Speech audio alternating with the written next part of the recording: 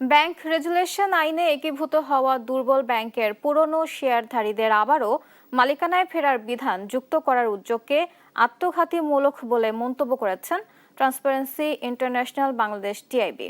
সংস্থাটি বলছে, এই বিধানের মাধ্যমে চিহ্নিত লুটেরাদের পুনর্বাসনের উদ্যোগ নিয়েছে সরকার।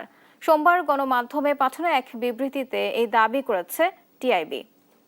বিবৃতিতে বলা হয়, ব্যাংকিং খাতের দীর্ঘদিনের অব্যবস্থাপনা, অনিয়ম ও সুশাসনের ঘাটতি দূর করার পরিবর্তে দায়মুক্তি ও বিচারহীনতার চর্চা আগের কৃতিত্ববাদী সরকারের মতো অব্যাহত রাখা হয়েছে।